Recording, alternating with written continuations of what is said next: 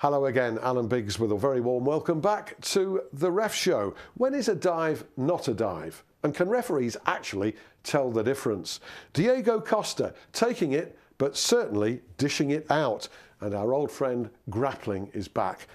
Not welcome, but he's back. A warm welcome, back indeed, to Roger Dilkes, our RefCam manager. On the Ref Show this week, we have squad rotation in operation.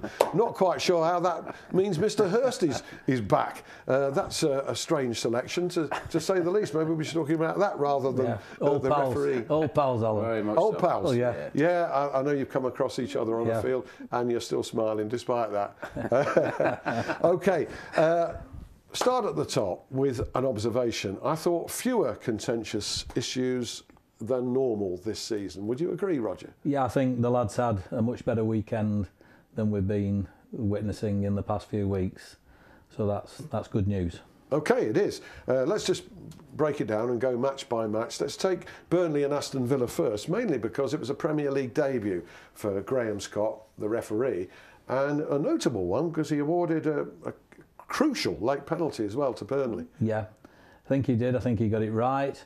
I think on the day it was the kind of game that you would want for the guy. Burnley, Aston Villa, neither side known for putting themselves about. They like to get it on the floor. Both teams they like to play, and I think Graham overall did a good job. Always good to get a debut out of the way, whether you're a player or a referee, David. Definitely, and to have one incident free, really. I mean, like you mentioned, given the penalty, but it was a call. Yeah, well, Roger made the point before we were chatting before we started. There were 7 cautions in that match, which is perhaps not ideal, but forgivable in the circumstances. That's right. I think this guy is known for the issuing of yellow cards. Keith Hackett said that in last week's show, and that was the case. But I think if they do persist with Graham in the Premier League, then he'll need to learn how to start man managing a little bit better. Okay, well, we'll stay with the penalty theme. Several other matches where there were talking points around that.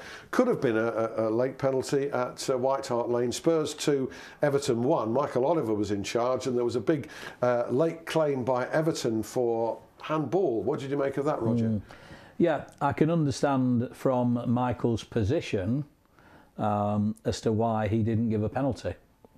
But I think that when you see the rerun of the situation and the defender's jumping and his arms are well up in the air, not being used to lift himself or propel himself upwards, they're there to make him big. And undoubtedly the ball is played by his arm and it stops the ball going goalwards. So a penalty for you. What about you, David? To be fair, any time you're in that penalty area with your arms above your head, out to the sides, you're risking the chance that the referee is going to blow and give a penalty. If that ball hits you, you've got to keep your hands down, and we know that's the rule. It's got to be given. Okay, so you're both clear on that. Despite that little blip, I think Michael Oliver overall had a decent game. I think overall, up until that very last, literally minutes in the game, because he had that incident in the penalty area at the Tottenham end, and then it broke and went to the other end, and Kane was involved with the Everton midfield player, and their legs tangled, and they both finished up. And I think even after looking at it several times, you can't tell who's played who. So it's no penalty. So you've got to agree with Michael. Well, Michael gets Hull v West Brom this coming weekend. He's getting a good run of Premier League games. Another penalty debate came in the... this was a 1-1 draw, as was the Burnley game. Swansea 1, Crystal Palace 1. There was a late penalty awarded here by Martin Atkinson, which Gary Monk, the Swansea manager, questioned. I must admit, I saw this several times and I couldn't work out whether it was a penalty or not. What did you think, Roger? Yeah, I think everybody's looking at upper body. And I think when you look at feet, the defender actually catches Shamak on the side of his boot ankle. And that's what sends his leg sideways, and that's why he comes down. So I thought the call was sound. Okay. Right. I really did. So this is a late penalty awarded by Martin Atkinson. I think it was John Joe Shelvey who made the challenge. Yes, I did notice in that game, I think it was shortly before that goal came, there was a corner.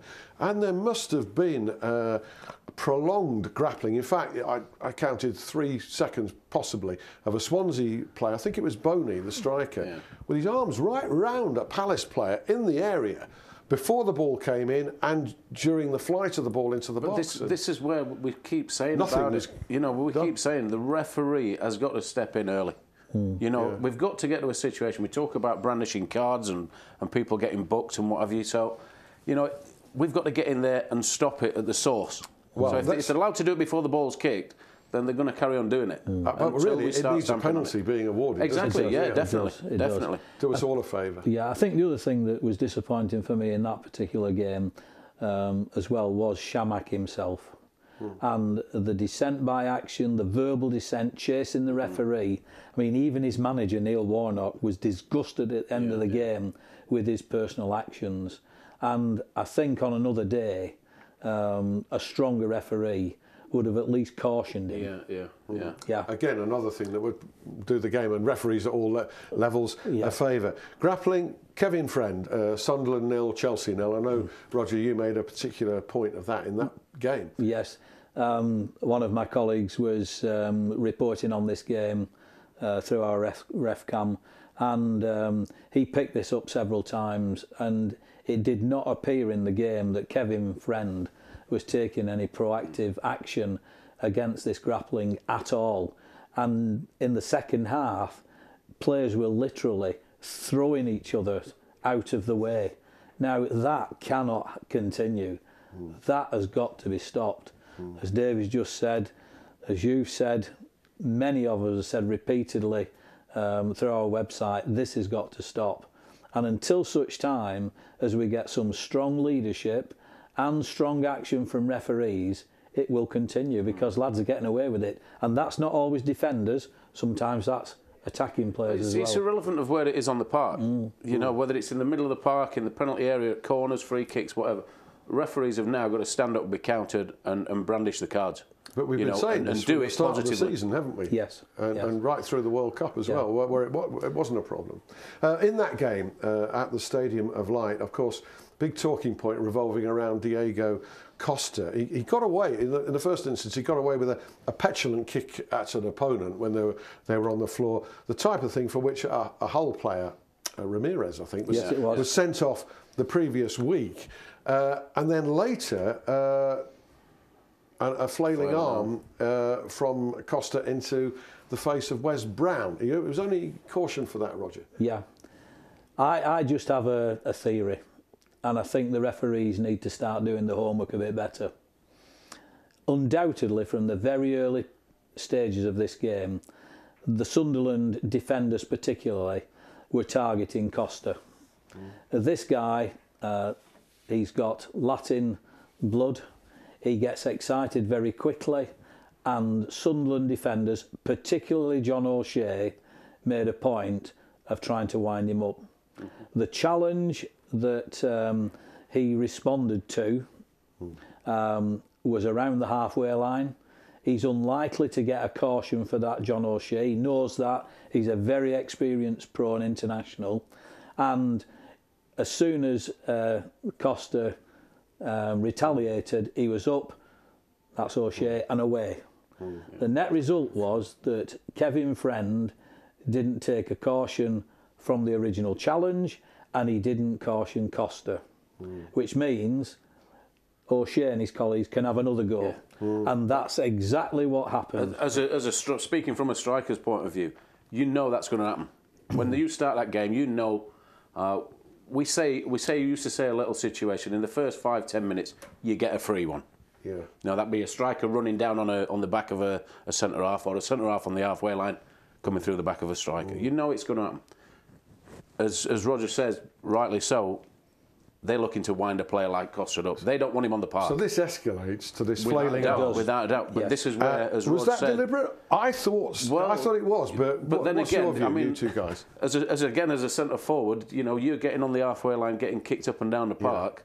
there's a time when it does become a bit too much, and you try and protect yourself a little bit. Okay, sometimes we overstep the mark. So you understand I understand the way he's thinking, without a doubt, because of what's not happened previously. Was the yellow card right, Roger? I don't believe it was.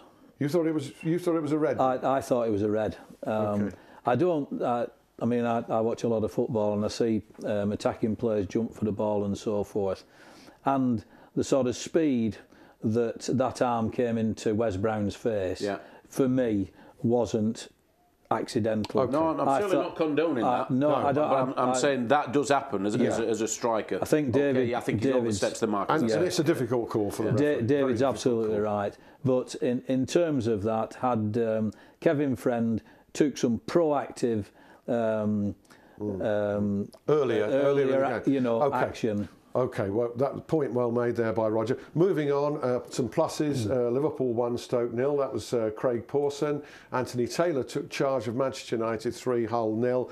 And Roger East was back for QPR 3, Leicester 2. All those games relatively incident-free, as was Arsenal's 1-0 win at West Brom. Chris Foy, although there was a big offside call that went against Albion at 0-0. Yes. And that could have produced a different result. I think so. Barino, if you pronounce his name that way, was through. No defending player anywhere near him. And the assistant flagged him offside. Okay. Very poor call. Okay. Mike Dean was at West Ham Newcastle. West Ham 1-1-0. Sissoko was off with 2 yellows in 46 seconds in there, quite correctly. Absolutely. Yeah. Mike Dean's down in not got a Premier League game this weekend. No, neither has our number 1 referee. Yeah, everybody says he's the number 1 referee, Mark Clattenburg. Is he? David Hirst? He's certainly up there in the top 2 or 3, I must admit, without a doubt, because you know, he's been around. I mean, I think there's a little bit of a problem with him. I think he's a little bit too old school, and I don't think you mean he's got a personality that interacts with players, and sometimes it comes across a little bit of bravado. I saw him at Middlesbrough Blackburn, which finished 1-1 because of a controversial goal 5 minutes into stoppage time from a corner where the goalkeeper was clearly fouled there, and Mark Clattenburg had a great game up to that point, but didn't see that and should have disallowed the goal, Roger. Yeah. It's one of these situations where you've got to be 100% focused until such time as you blow the final whistle. It caught Michael Oliver in his game at Tottenham, and it's caught Clatts in the game up at Middlesbrough. And what we've got to try to influence, the powers that be, is that this robotic style at corners or set plays in deep and wide positions, they start to move and get into the best possible viewing positions. And near post corners or balls played into the near post where the referee is back of the penalty area, they will never spot those. And unfortunately, the assistants cannot always help because of bodies. The best talking point we've left till last to give you a couple of minutes on this. Manchester City's 3-0 win at Southampton. This incident didn't affect the result in the end, but it is the big talking point. Early on, a very clear foul on Sergio Aguero by Jose Font. Aguero cautioned for diving. Should have been a penalty. David? It's crazy. It's crazy. You know, people are getting labelled as diving, so when they're getting kicks, referees are looking at it and saying he's simulated. And of course, you can't repeal a yellow card. No, that's a weakness in the disciplinary system, isn't it? Well, it's been in force for a long time, and I think it's proven that it's the right, because they had so many appeals going back. Yeah. They were week after week after week, so that's a positive thing. But I think coming back to what we've been advocating, where these incidents are looked at by a team, and if there has been no dive and the player has been cautioned incorrectly, then remove the caution. If the player has dived, cheated, and not received a caution, then disciplinary action so it can work both ways. There should be a simulation committee then meeting every week. Well, exactly that. Yeah. And if you do put an appeal in and the appeal's upheld, then does it progress to a red card. Well, it certainly has to. You know, it would in the judicial system. You know, Yes. if you appeal against, your sentence can get higher. Yes. If you sat there saying, well, all right, we've won 3-0, Man City are not going to go for the appeal, are they? On a yellow card.